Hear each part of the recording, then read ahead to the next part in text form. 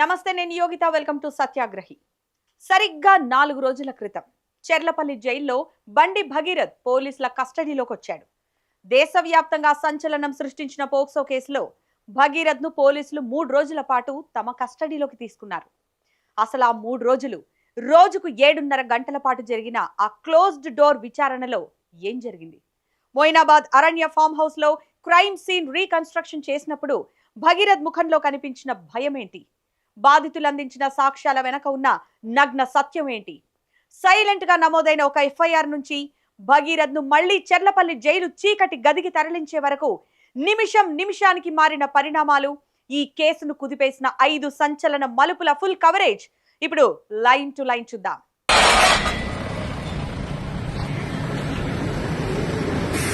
ఈ కథ సడన్ గా తెరపైకి రాలేదు. దీని వెనక పెద్ద స్క్రీన్ ప్లే నడిచింది. పేట్ బషీరాబాద్ పోలీస్ స్టేషన్ కు ఒక అప్లికేషన్ వచ్చింది. బాధితురాలు ఒక మైనర్ బాలిక, నిందితుడు కేంద్ర మంత్రి కొడుకు బండి భగీరథ్. ముందు పోలీసులు కేసు తీసుకునేందుకు ఆలస్యం చేసినా ఆ తర్వాత కేసు తీవ్రతను బట్టి అత్యంత కఠినమైన పోక్సో చట్టం కింద కేసు ఫైల్ చేశారు. ఆ తర్వాత ప్రతి ఎపిసోడ్ ఒక ఉత్కంఠను రేపింది. ప్రతి సీన్ ఓ క్లైమాక్స్ లా మారింది. సినిమాకు తక్కువ కాకుండా కౌంటర్లు, ఎన్కౌంటర్ల తరహాలో సోషల్ మీడియా రెండుగా విడిపోయింది.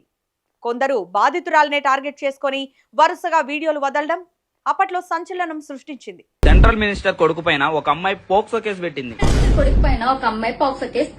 సెంట్రల్ మినిస్టర్ కొడుకు పైన ఒక అమ్మాయి పోక్సో కేసు పెట్టింది. అమ్మాయి కూడా లవ్ చేస్తుంది కదా, తనెందుకు ఇలా చేస్తుందని చెప్పేసి. ఒక డౌట్ రావచ్చు, ఆమె కూడా లవ్ చేసింది కదా, ఇదంతా ఎందుకు చేయాలని చెప్పేసి. మీకు డౌట్ రావచ్చు, అమ్మాయి కూడా లవ్ చేసింది కదా, తనెందుకు ఇదంతా చేస్తుందని చెప్పేసి. ఉన్నది పేరెంట్సే, కానీ చేస్తుంది పేరెంట్స్ కాదు. వినగానే మీకు కూడా కోర్టు సినిమా గుర్తొచ్చింది కదా. అది పేరెంట్సే కానీ చేస్తుంది పేరెంట్స్ కాదు. కానీ మీకు కూడా కోర్టు మూవీ గుర్తుకొచ్చింది కదా. పేరెంట్సే కానీ చేస్తున్నది పేరెంట్స్ కాదు. వినగానే మీకు కూడా కోర్టు సినిమా గుర్తొచ్చింది కదా. ఒకటే స్క్రిప్ట్ ను అనేక మంది ఇన్ఫ్లుయెన్సర్లు బట్టి పట్టినట్లు చెప్పి అడ్డంగా దొరికిపోయారు కూడా.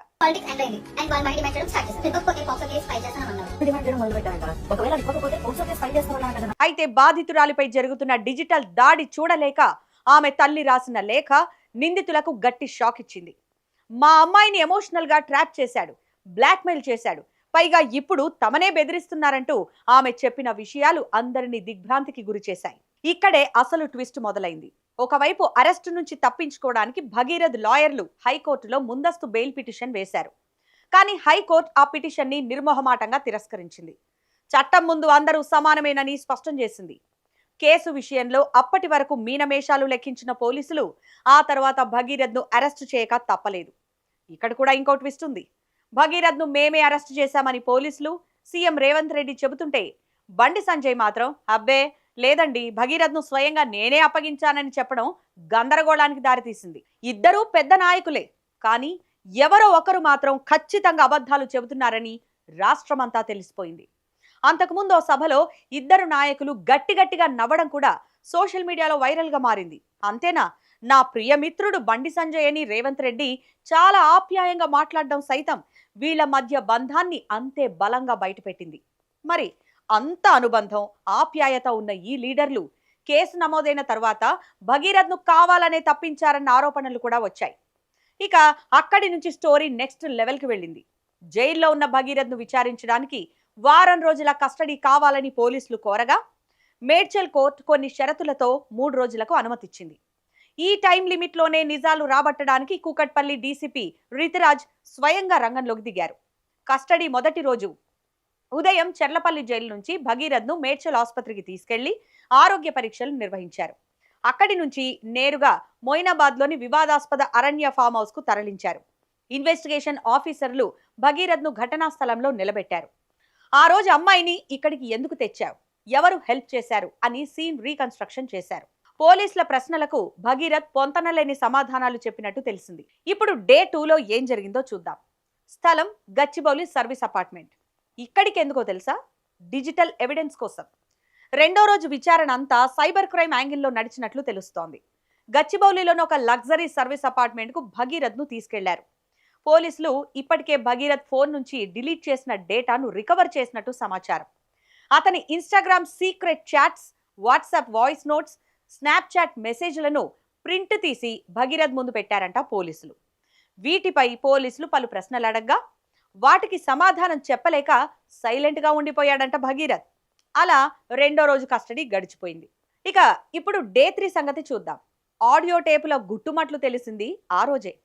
చివరి రోజైన మూడో రోజు బాధితురాలి తల్లి పోలీసులకు ఇచ్చిన కొన్ని కీలకమైన ఆడియో రికార్డింగ్స్ ను ప్లే చేశారంట పోలీసులు.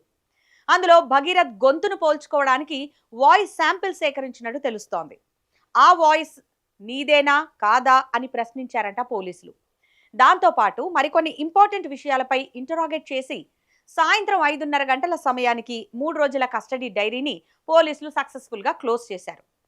మొత్తానికి 3 రోజుల కస్టడీ ముగియడంతో పోలీసులు భగీరథ్ ను తిరిగి చెర్లపల్లి సెంట్రల్ జైలుకు తరలించారు. దీంతో భగీరథ్ మళ్లీ జైలు గదికే పరిమితమయ్యాడు. ఈ కేసు కేవలం ఒక క్రైమ్ కేసుగా మిగల్లేదు.